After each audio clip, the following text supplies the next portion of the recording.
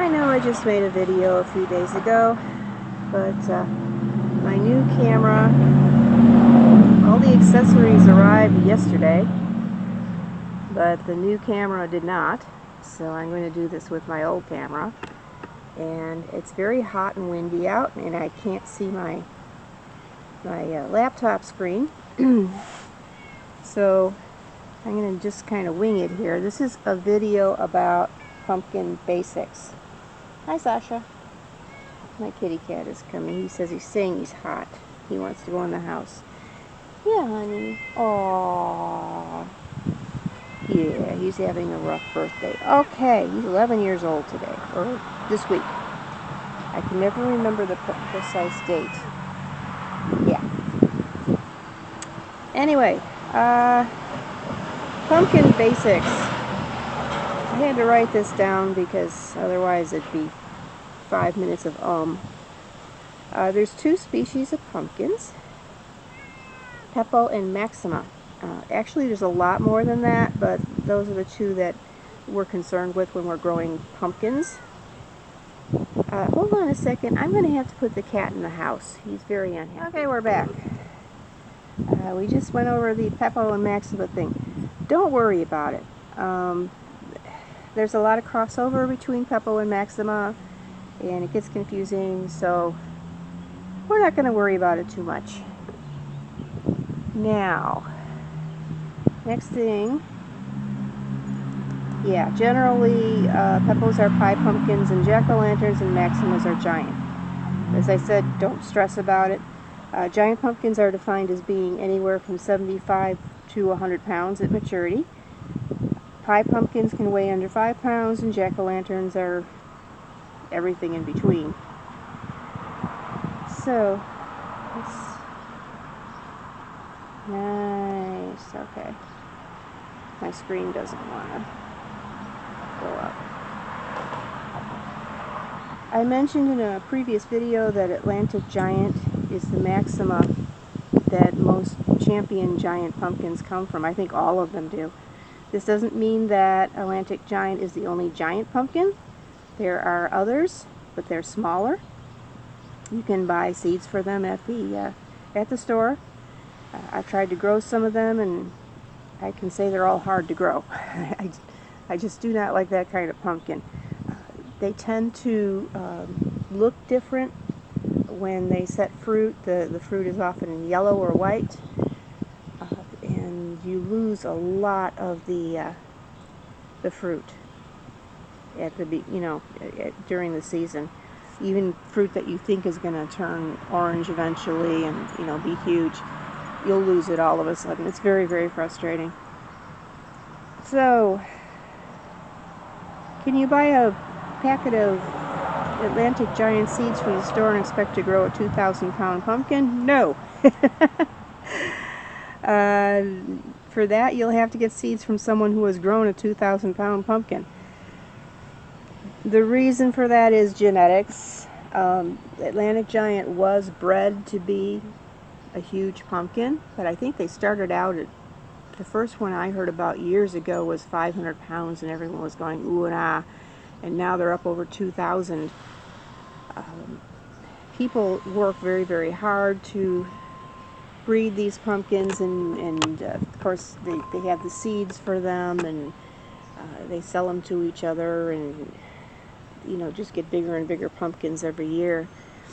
A regular Atlantic Giant may give you an over 100-pound pumpkin, or up to 500 pounds, more easily than other pumpkins, but you're still going to have to work at it, and you're not going to get a prize-winning 2,000-pound pumpkin.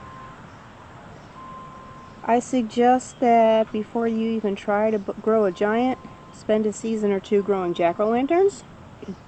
Maybe spend the first season growing general pumpkins, excuse me, and the second specifically trying to grow a giant jack-o'-lantern. This will teach you a lot of things you can't learn from watching videos. As for growing pumpkins, well, let's start with the basics. I'm in zone 5-8. This is a USDA zone. That's U.S. Department of Agriculture. If you don't know your zone, Just Google your location and put USDA zone and it will show up.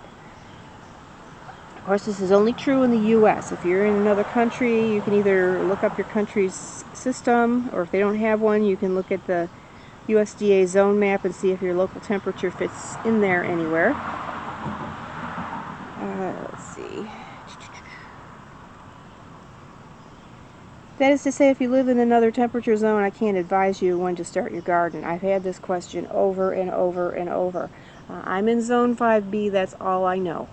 I can't tell you if you're in zone 9 or you're on your own. That's why it's a bad thing that there aren't more jack-o'-lantern growers on YouTube, because people live all over the place and they could help each other in that way, and I just don't have the knowledge to help you. In my zone, which is 5B, gardeners usually start their pumpkins in late May, because the danger of frost is usually past, not always. You can get a jump start by starting them in biodegradable pots, because you do not want to put a pumpkin seedling in a pot where you have to dig the soil out and dig the plant out and put it in the garden. It's just not going to work. They have very fragile root systems and you will kill the plant. So you want to put it in one of those peat pots or whatever they have that will break down in the soil. And then just plant pot and all in the soil when the time comes. You can get a jump start by starting, like I said, but the problem with getting a jump start is that it gives you pumpkins at the height of the summer heat, and storage can become difficult with certain varieties.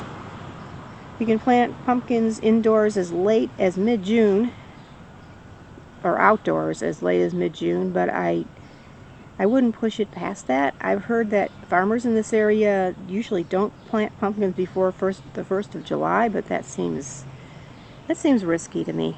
They know what they're doing, I don't. So, let's see. Always plant your pumpkins in a sunny spot. I see a lot of videos of people planting pumpkins in the shade. Don't do that. That's all I can say. Don't do that. Okay, I'm going to turn off for a minute. I'm having trouble turning the page here. Hold on. Alright, we're back. Growing pumpkins in containers. All I can say is that the tiniest pumpkins will do okay if grown this way. A very tiny pumpkin is one like candy corn, which I'll show you. It apparently has no vine at all. Oh, let's go this way. Let's go this way. There we go. Here's candy corn. This is the tiniest little pumpkin I have ever seen in my life. And it's next to the bushy orange Russian pumpkin, which you can see the difference. I think bushy orange is going to have a bit of a vine, but candy corn may be a true bush pumpkin, which is a first for me. I've never actually seen that before. So that might be one you can grow in a container.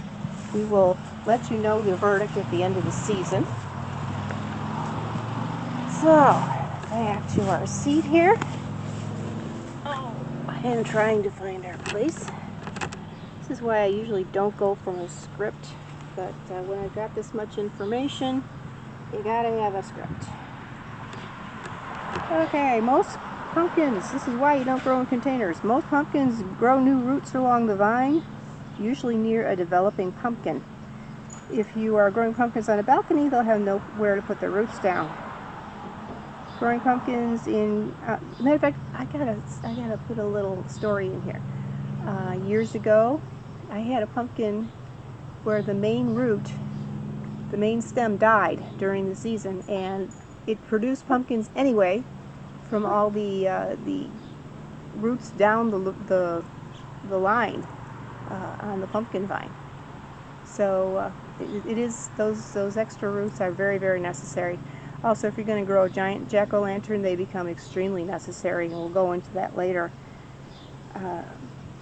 Most pumpkins have vines at least 10 feet long, so that's something to keep in mind. Short vine pumpkins have vines up to 10 feet long, which means that they're shorter, but non-existent. And as I just said, there's very, very few true bush pumpkins. If you want to grow a very large jack-o'-lantern to win a prize at the county fair or just for yourself, you know, bragging rights, you'll have to choose one pumpkin on the vine that you will allow to mature.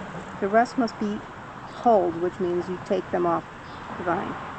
This is one of the points where the giant pumpkin growers will help you, because I have no idea how to do that.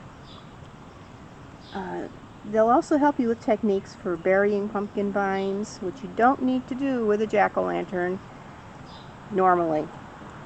Making sure to avoid sun scald, advanced fertilizing techniques, the proper way to direct vine growth, and so forth. Don't stress about constructing a hoop house or covering your prized jack-o'-lantern in a blanket. Giant pumpkin vines have small leaves and can't cover a pumpkin, especially not one that's 2,000 pounds. Jack-o'-lantern leaves have very large leaves that can cover most or all of an average sized pumpkin. I'll show you a jack-o'-lantern leaf here. Look at the size of that sucker. That is absolutely huge. That is at least 18 inches, well 15 to 18 inches across. That's a jack-o'-lantern leaf. A maxima leaf is a little more like, I don't have any maximas here, but this is, let's see here, Harvest Jack pumpkin here, and it has not matured yet. The vine has not matured, but that's a very small leaf. That's more like what you'd see on a maxima vine. So, back to our seat so I can see my screen. Alright. By the way, it finally did rain here last night, and the grass, as I said, did come up. So there is hope. Anyway, if you're just growing pumpkins to grow pumpkins, none of this is a concern. I do use pumpkin-specific fertilizers, as you have seen. There's a couple of them on the market. I use them because I don't want my pumpkins to get too much of anything they don't really need. But you can use Miracle-Gro. I've seen lots of people do that. Just don't use fertilizers meant for the lawn or fertilizers meant for early in the season. Don't use fertilizers meant for flowers. Use a fertilizer meant for a vegetable garden and you should be okay.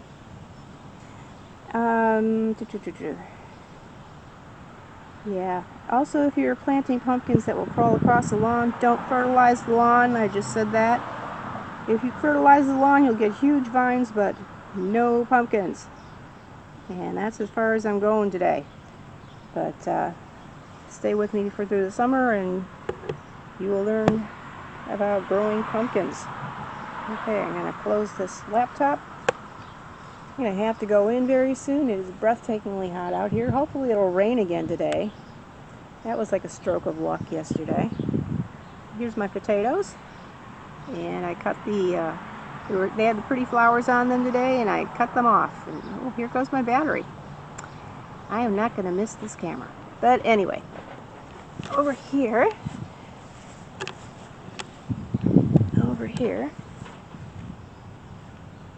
I don't know if you can see them, but that's an asparagus.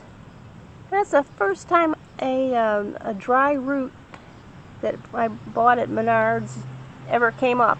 So a couple of them came up. So we'll have asparagus here next year, and I'm going to dig up that asparagus plant from the backyard and put it over on the other side where the potatoes are next year. So we'll have an asparagus bed. Meantime, a couple of my rogue tomato plants came up over there, and let's see. We have about four tomatoes. I haven't seen any Melrose peppers yet. They really don't like heat. They like to be cool, and then they start going crazy. They're the opposite of most peppers in that way. And the patio baby eggplants are growing. nicely. There is jack-o'-lantern and harvest jack coming along nicely. Here is, I think, jack-o'-lantern, and over there are all the mystery pumpkins. And there's a mess by my garage, sorry about that. And another pot of jack-o'-lanterns there. What's going to happen here is they're going to crawl down the side, like you see this one here, and go on the ground and put roots down and give us lots of pumpkins, I hope. Over here we have the Ashley cucumbers, which are in their glory because it's nice and hot out and they like that. And we have the butter baby butternut squash right there. So, and like I said, the grass is finally coming up. So anyway, oh yeah, and I planted a little red bell pepper here in with the sunflower. I can't see that guy. There he is. Okay, so that's it for this week. My battery's dead. I'll see you next week with my new camera, I hope.